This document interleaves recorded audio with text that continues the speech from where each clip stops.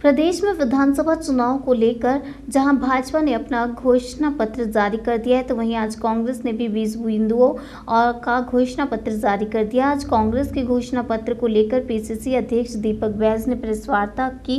कई बार कहा कि भरोसे का घोषणा पत्र को कांग्रेस लेकर आई है। पहले की तरह इस बार भी किसानों का देखते हुए उनका कर्ज माफ किया जाएगा, साथ ही केजी से पीजी तक सभी को निःशुल्क शिक्षा दी जाएगी। उन्होंने कहा कि कांग्रेस की घोषणा पत्र सबके हित में होगा और फायदे वाली घोषणा साबित होगी।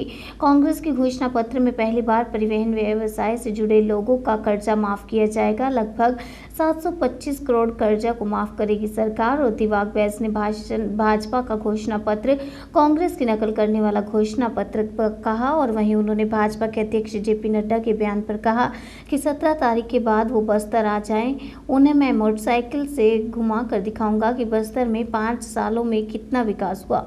योगी आदित्यनाथ को लेकर कहा कि नक्सल घटना में स्वर्गीय रतन दुबे की हत्या काफ़ी निंदनीय है। साथ ही कहा कि कांग्रेस ने जो नेताओं की भी माओवादियों ने हत्या की थी, तब भाजपा की केंद्र में सरकार थी। उन्होंने महादेव ऐप को लेकर कहा कि केंद्र सरकार बैंड करवा दी और महादेव ऐप को भाजपा कांग्रेस को बदनाम करने के लिए ईडी, सीबीआई और राष्ट्रीय जांच एजेंसियों को भेजकर परेशान कर रही है, जिसे जनता जान चुकी है। भारतीय जनता पार्टी के पास चुनाव लड़ने के लिए कोई भी एजेंडा नहीं है। वो ईडी और आईटी से लड़ रही है। हम लोग जानते थे कि हमारे मुख्यमंत्री भूपेश बघेल को बदनाम करो, कांग्रेस सरकार को बदनाम करो, उसी एजेंडे पे काम कर रही है। इससे कोई फर्क नहीं पड़ने वाला है। छत्तीसगढ़ की जनता जानती है कि महादेव ऐप पे हमारी सरकार ने बहुत कार्रवाई की, लेकिन केंद्र सरकार इसको बचाने का काम कर रही है। बल्कि केंद्र सरकार को इस पे लगाम लगाकर इसको प्रतिबंध लगा देना चाहिए। हमारे मुख्यमंत्री लगातार निवेदन कर रहे हैं, केंद्र सरकार क्यों प्रतिबंध नहीं लगा रही। देखिए, भारतीय जनता पार्टी के अध्यक्ष जेपी नड्डा, मैं तो बोल रहा हूं उनके पास भी समय नहीं, मेरे पास भी समय नहीं है।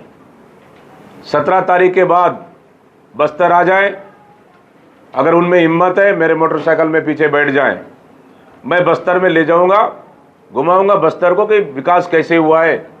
15 साल की सरकार में सड़कें, बिजली, पानी नहीं थी बस्तर में। हमारी सरकार आने के बाद अंदरूनी क्षेत्रों में अस्पताल, स्वास्थ्य, शिक्षा, सड़कें, बिजली, पानी पहुंचाने का काम किए। जेपी नड्डा मेरे पीछे बैठ जाए मोटरसाइकिल में, मैं बस्तर का विकास दिखाऊंगा। जेपी नड्डा, घटना निंदनीय है, नहीं होना चाहिए।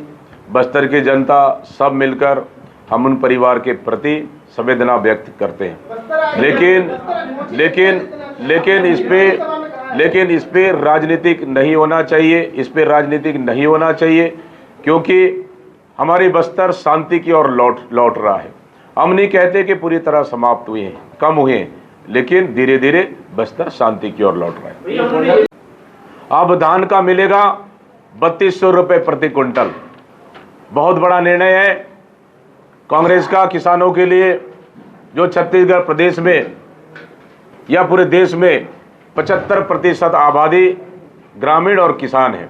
तो इसका लाभ सीधा सीधा हमारी अर्थव्यवस्था पर पड़ेगा और छत्तीसगढ़ की अर्थव्यवस्था इससे मजबूत होगी। 3200 रुपये प्रति क्विंटल धान का कीमत देंगे, जिससे किसानों सबसे ज़्यादा छत्तीसगढ़ के किसान मजबूत होंगे।